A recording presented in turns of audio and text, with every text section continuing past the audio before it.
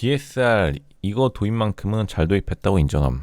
어느 정도 맞기는 해요. 왜냐하면 사람들이 이제 그때 당시에 자산 급등기에 DSR이 선택 들어오면서 생각보다 많은 사람들이 너무 한계까지 밀리지 않는데 어느 정도 역할을 한 건 사실인데, 나중 되면 이제 원래는 처음엔 좋았다가 대부분 제도들이 나중 가면 이제 걸리적거리 마련인데, 앞으로 뭐 어떻게 될지 모르겠는데 어쨌든 DSR이 나중에는 좀 문제가 될 가능성이 있어 보여요.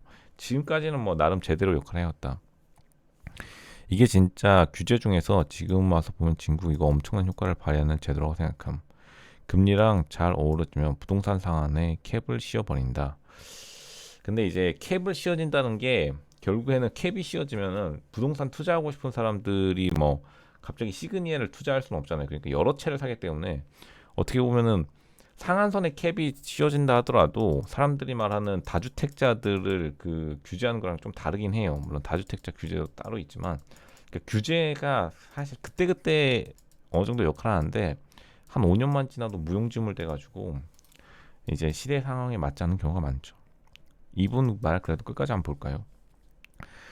연봉 7천만 원 직장인이 있다 치자. 그럼 한 달에 세전 600조마가 안 되겠지. 현재 DSR이 40%니까 대충 한 달 원리금에 쓸 수 있는 돈이 240만 원 정도라는 거임.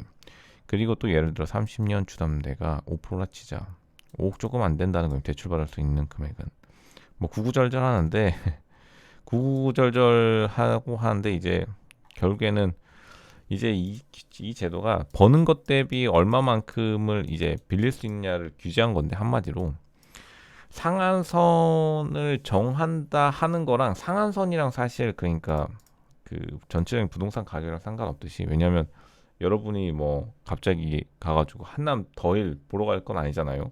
갑자기 뜬금없이 일반적인 신혼부부가 갑자기 한남 더일 막 구경 가거나 시그니엘 간 다음에 그거 뭐 130억짜리 하는 집 가지고 우리가 상한선이 조금 높네요 뭐 이런 식으로 하지 않듯이, 실제로 사람들이 원하는 그 주택은 다 고만고만 하거든요. 원하는 것도 뭐 강남 같은 경우는 20억에서 30억, 또 뭐 그 외 지역에는 한 10억에서 15억 정도면은 자기가 원하는 집을 다 가져갈 수 있는데, 이제 그 돈이 모으는 게 어렵다는 거지. 사실 빚 레버리지를 일으키는 거는 좀 다른 문제긴 해요. 댓글 한번 보면 바로 뭔 소리야라고 하는데, DSR은 이제 그러니까 누가 남이 내가 돈을 쓸 수 있는, 내가 대출을 일으킬 수 있는 거를 제한한다는 점에서 뭐 약간 선택권이 뭐 제한된다고 생각하시는 분들 많고, 그러니까요. 이분 말처럼 이게 문제예요. 평생 연봉이 낮은 사람은 그럼 집을 어떻게 사냐 이건데, 그러니까 집을 못 사면 대부분 자연스럽게 밀려나가면 그 밀려나가는 데 대한 보상 그런 건 없고 그냥 무작정 밀려나가야 되는 거죠. 현재의 소득 기준으로, 연봉 기준으로. 그러니까요. 현재 환경을 못 벗어나게 하는 그러한 단점이 너무 크긴 해요.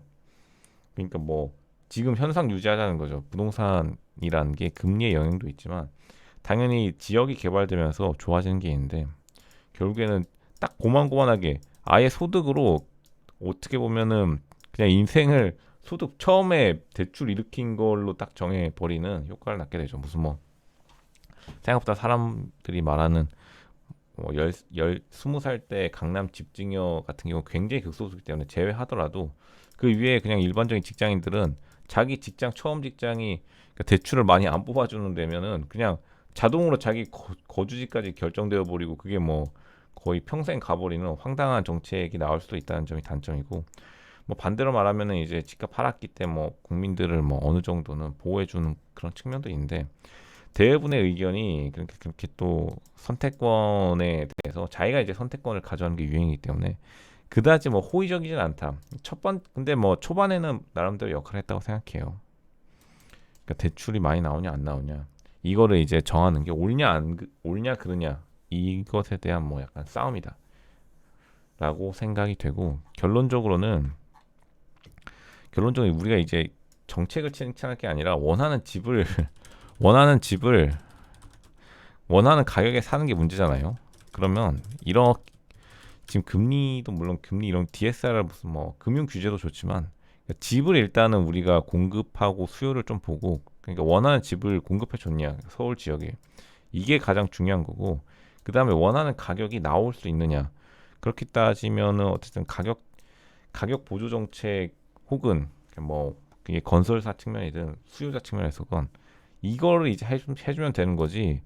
그러니까 개인이 뭔가 레버리지를 얼마를 일으킬 수 있냐 없냐를 정하는 거는 물론 그때 당시에는 효과가 있었다. 하지만 중요한 거는 집이랑 수요자의 원하는 가격, 집이랑 가격 이 두 개에만 포커스를 맞춰도 충분히 복잡하고 해결해야 될 일이 많고 DSL로 이렇게 간접으로 하는 거는 이제는 조금 약간 앞으로는 효과가 좀 없지 않을까라고 생각이 되네요.